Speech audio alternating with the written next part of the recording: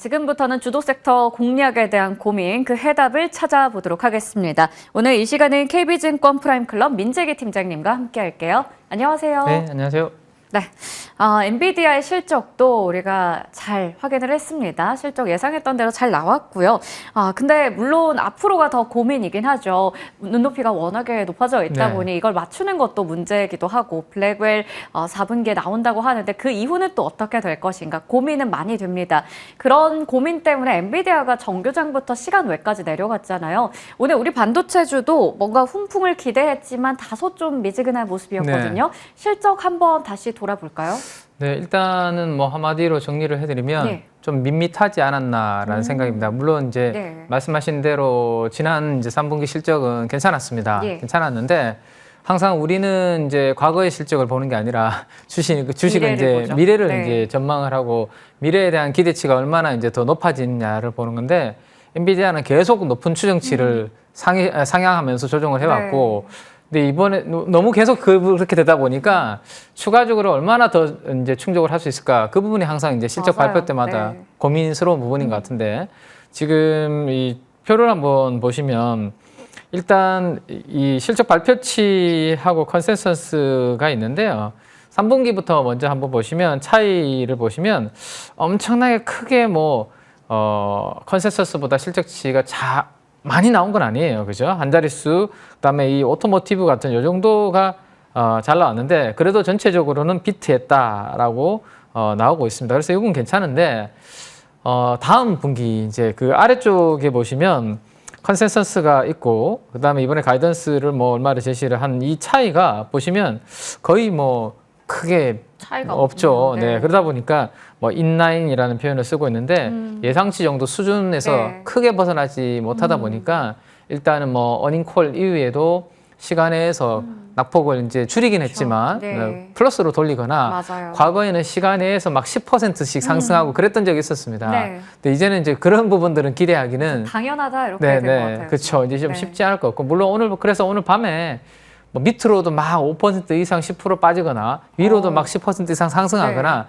그러한 큰 변동성은 과거 대비해서는 좀 줄어들지 않을까라는 생각이고 다만 이제 우리 관련된 기업들 입장에서 본다라면 얼마 전에 우리 엔비디아 블랙웰이 반려 관련된 부분으로 좀 걱정이 있었고 그런 이슈들이 불거졌을 때 국내 반도체 장비주들 특히 HBM 관련돼서 어느 정도 시장에 기대치가 있는 종목들이 출렁였고 큰 폭으로 계속 빠졌었거든요. 그러면 오늘 새벽에 어닝콜에서 문제 없고 4분기 내년도에는 훨씬 공급보다 수요가 많을 것이고 뭐 출하 잘 될 것이다. 그런 이야기를 해줬잖아요. 그러면 그 우려감으로 빠졌던 사실은 이 반도체 장비주들 특히 HBM에 약간 성격을 띠고 있는 종목들은 되돌림이 좀 나와줘야 폭발적으로 나와야 되는 나와줘야 되는 게 정상이거든요. 그래서 상승폭 자체가 뭐 그렇게 빠진 거에 대비해서 엄청나게 오르는 건 아니지만 그래도 제가 봤을 때는 장비주들 지금 오르는 종목들이 상승폭이 약간 축소되고 있긴 하지만 이 부분이 그나마 좀 가격 조정을 좀 마무리할 수 있는 그러한 부분 정도는 만들어줄 수 있는 게 오늘 엔비디아의 실적 발표에서 우리나라에서 뭔가 좀 그래도 건질 만한 포인트가 되지 않을까 싶습니다. 엔비디아 진짜 왕관의 그 무게를 견디는 게 참 어렵긴 하네요. 모범생은 계속해서 잘해도 좀 기대치가 높다 보니까요. 그래서 우리 반도체주 물론 긍정적으로 볼 수는 있겠지만 오늘 그게 폭발적인 시세는 나지 않았습니다. 하지만 어느 정도의 가격 조정 마무리 단계에 들어선 것으로 보인다 말씀해 주셨어요. 자, 그러면 이번에는 삼성전자도 궁금한 게요. HBM 관련해서는 뭔가 아직까지 확실한 걸 좀 보여줘야겠지만 자체 동력이라고 할 수 있는 그 10조 규모의 자사주 매입 얼마 전에 발표했었잖아요. 지난주 금요일에 강하게 반등 나오다가 생각보다 빨리 그 효과가 끊겼었어요. 근데 오늘은 또 2%가 넘게 오후장 들어서 오름폭을 확대하거든요.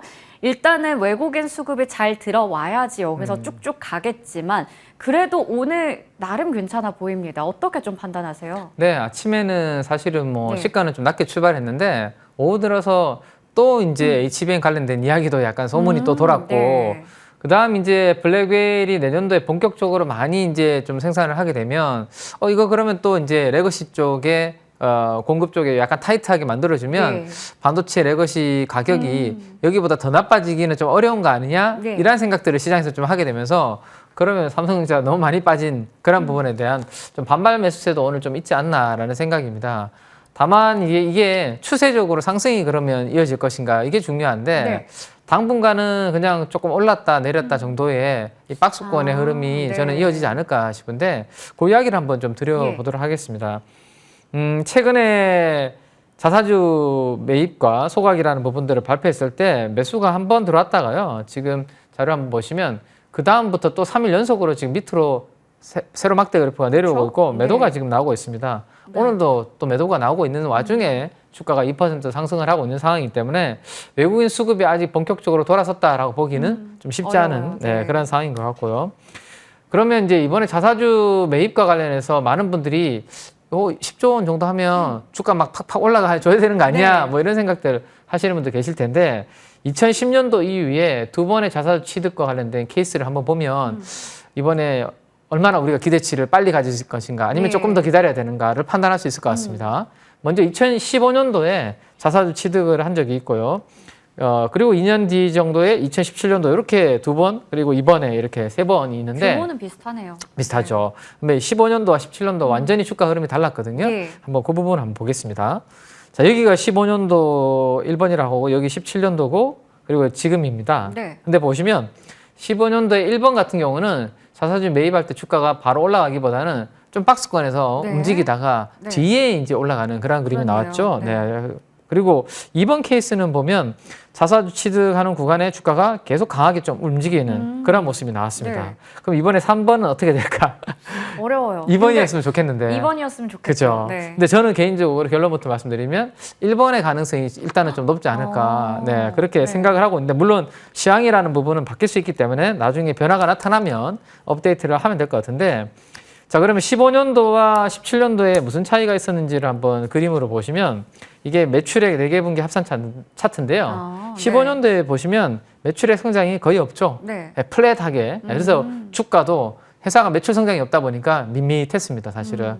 근데 17년도는 보면 15년도 쪽보다는 뭔가 이렇게 올라오는 그런 그림이 나오죠. 좋아지는 그림이죠. 근데 이거를 영업이익으로 다음 페이지로 보시면 훨씬 뚜렷하게 볼 수 있거든요. 이렇습니다.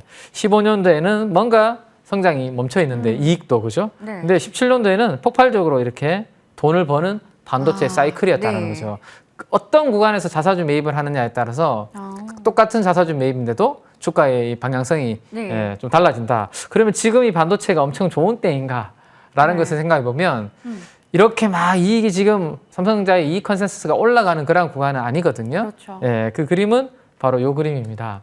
자, 지금 2017년도에 1년 뒤에 삼성전자가 돈은 많이 벌 거야라고 했던 이 그래프가 노란색 그래프입니다. 저게 막 올라가면서 기대치가 올라가고 주가도 같이 올랐는데 지금 구간에 이 노란색이 어떻게 되고 있죠? 내려가고 있어요. 내려가고 있죠. 1년 뒤에 삼성전자의 영업이익은 조금 줄어들 거다라는 전망치가 아직은 우세한 구간이기 때문에 그러면 2015년도의 이 구간하고 지금 구간은 조금 사이클상으로 좀 비슷하지 않나라고 한번 생각을 해볼 수 있을 것 같습니다.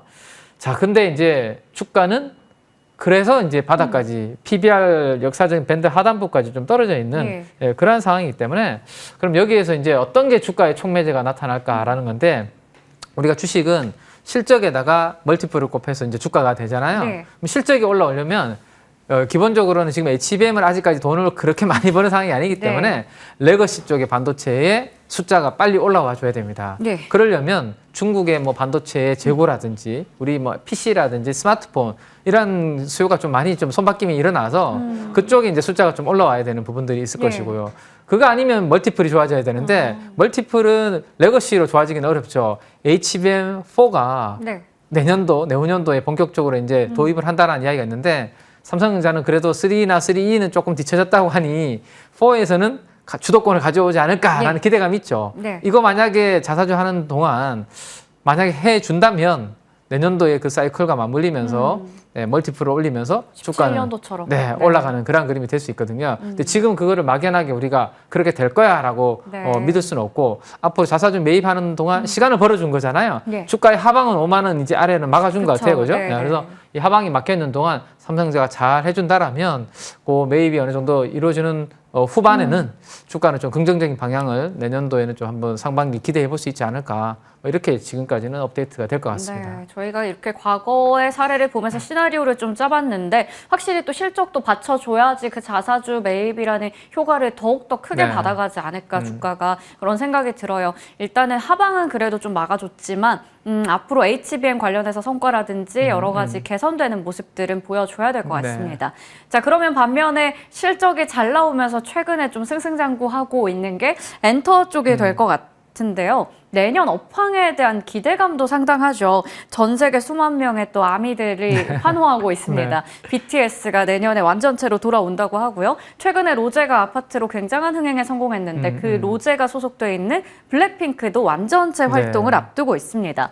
엔터주, 이런 핵심 고연차 IP들이 모두 다 컴백하네요. 네, 지금 뭐 우리가 나름대로 캐시카우라고 생각하고 있는 IP를 가진 게 BTS랑 블랙핑크 뭐 이런 부분들이고 JYP에는 더 스트레이키즈 같은 쪽인데 이들의 공연이 내년도에 본격적으로 과거 대비해서 훨씬 더 많아지기 때문에 그 부분을 좀 시장을 좀 기대할 수 있을 것 같고 그래서 내년도에 증익이 될 만한 섹터가 몇 개 우리가 골라본다라면 그래도 엔터는 워낙 올해 안 좋았고 기저효과도 있기 때문에 올해 대비해서 내년도에는 성장이 확실히 나올 수 있는 부분은 이따가 제가 표로 한번 보여드릴 텐데 먼저 지금 K-팝 쪽에 엔터 쪽에서 가장 관심을 받는 부분은 여기 보시면 음반이나 뭐 아시아 공연 그리고 글로벌 음원 쪽을 보시면 왼쪽에 있는 그래프는 24고 오른쪽은 25거든요. 24년 대비해서 25년이 뭐 음반도 그렇고요. 이 아시아 공연, 글로벌 음원은 그렇게 성장이 크지 않습니다. 그죠? 큰 차이는 안 나요. 차이 안 나죠. 근데 여기 서구권 공연이라는 부분이 있습니다. 이게 2배 이상 성장하는 걸로 지금 시장에서는 기대를 좀 하고 있는 부분이 있거든요. 그래서 올해 대비해서 내년도에 엔터를 볼 때 우리가 좀 숫자를 앞으로 기대할 수 있는 부분은 서구권 지역의 공연이 2배 이상 증가하는 이 부분은 잘 체크를 하실 필요가 있겠다라는 말씀을 드리겠습니다. 자, 아까 우리 앵커님 말씀하신 대로 BTS가 완전체로 내년도 하반기에 이제 돌아오잖아요. 제대를 하고 돌아오는데 2019년도까지 이렇게 활발하게 공연을 하다가요. 사실은 아주 큰 규모로 250만 명 규모로 공연을 준비했던 게 2020년이었습니다. 근데 코로나로 이게 다 전면 취소가 돼버린 거죠.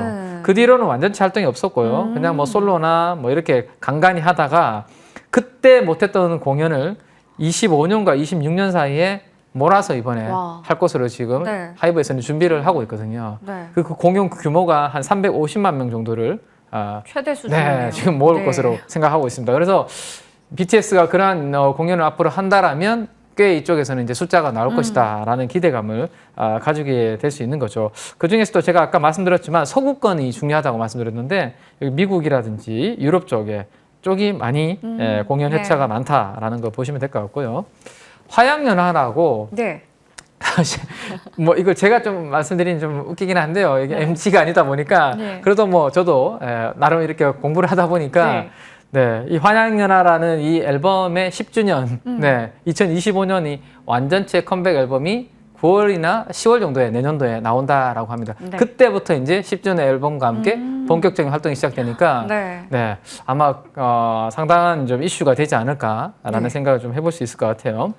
자, 근데 이 BTS만 하면 사실은 좀 제한적이죠. 다른 친구들도 좀 띄워줘야 열심히 될 것 같은데 BTS 정도는 한 해당 한 6만 명 정도를 모객하는 걸로 지금 기대를 할 수 있는데 그 밑에 다른 분들을 보면 4만 명을 넘는 분들이 없어요. 아직까지는 그 정도에. 그래서 두 번째로 지금 기대할 수 있는 쪽이 블랙핑크 아니면 스트레이키즈인데 최근에는 이 스트레이키즈에 대한 기대치가 상당히 좀 올라오는 것 같더라고요. 그래서 JYP 엔터 주가가 많이 오르죠. 그래서 저도 칙칙붐 같은 노래를 들어봤는데 저는 뭐 잘 모르겠는데 아무튼 엄청 좋다고 합니다.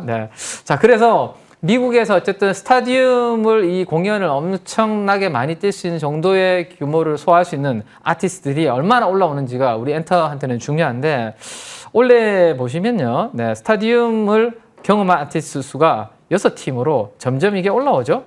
그리고 아레나까지 합하면 점점 많아지고 있습니다.